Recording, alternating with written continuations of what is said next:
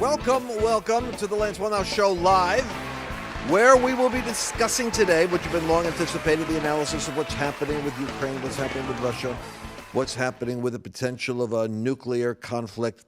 And, it doesn't help when you've got the Putin's guy who's speaking on his as a spokesman on national television, deranged.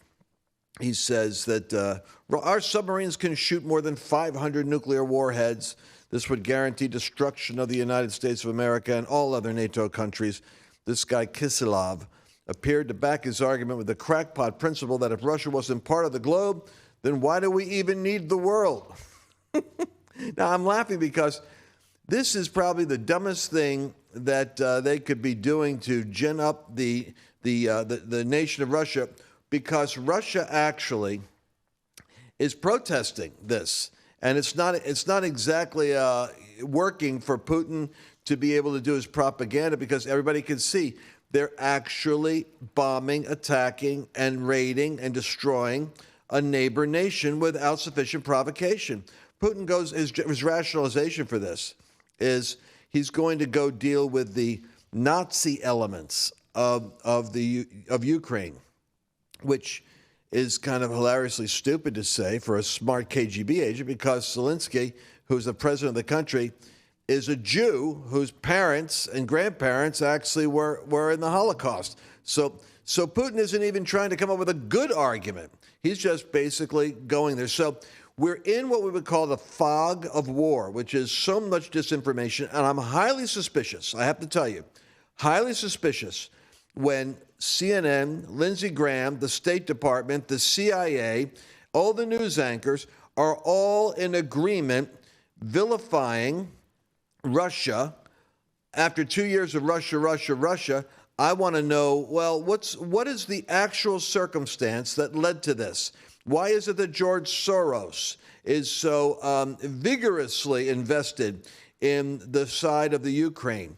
To what degree has Biden, with his Hunter Biden connections and Burisma, with the corrupt oligarchs that are in Ukraine funding the Biden family interests, to what degree are there ties in personal relationships that kind of make them feel as though they have a stake in what happens with Ukraine? I'm concerned that Putin is actually thinking that he is the savior of Western civilization, because he's looking at the woke condition of America and Europe, and he's actually looking at it and saying, this is like decay. It's time for the great Russian Empire to rise up and save the world from the corrupt bullying of the West.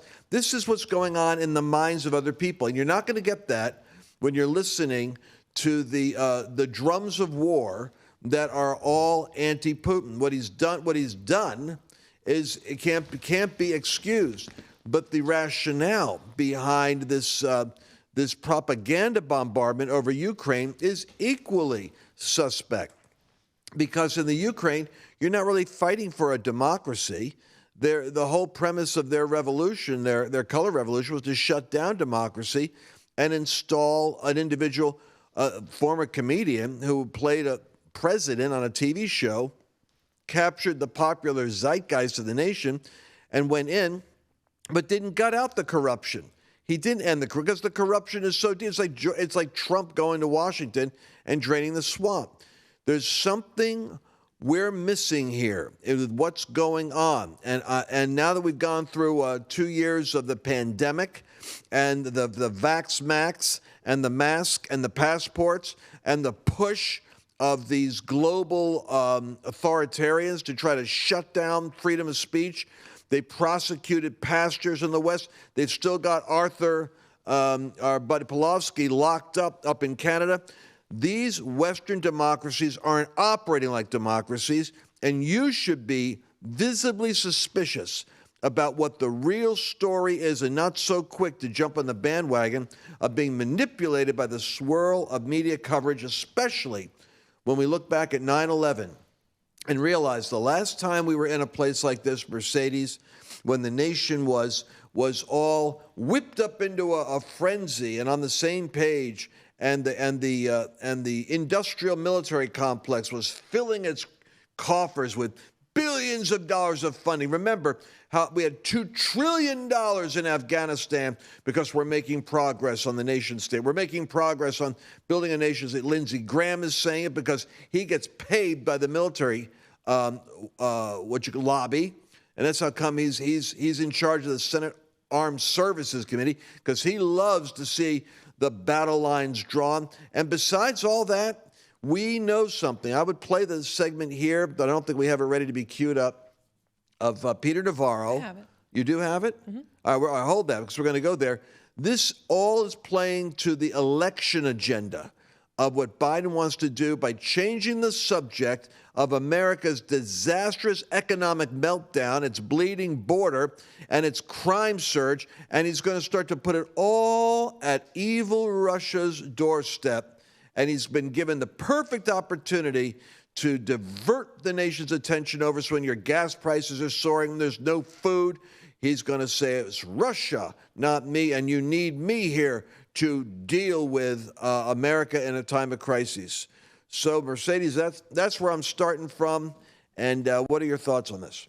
That's good. Do you want me to play the clip, though? Oh, yeah, okay. Let's play the Bannon. Peter Navarro was the economic trade director for Trump. He's going to say this is all because of Putin. This is all the financial, the dumpster fire that is the American economy. In fact, Cortez is going to get in a second. I think it was ABC or CBS got ahead of it saying, all this great growth and the comeback growth economy and the Biden growth economy is going to be thwarted by Putin and the oligarchs.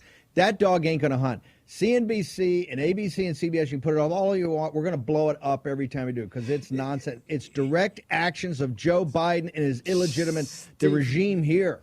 Yes, sir. Go ahead, sir. My worst fear here is that once again, for the second big time in several decades, this is going to divert us from communist China as the single most important existential threat to this country and the world. Back in the Bush administration, a little history for you.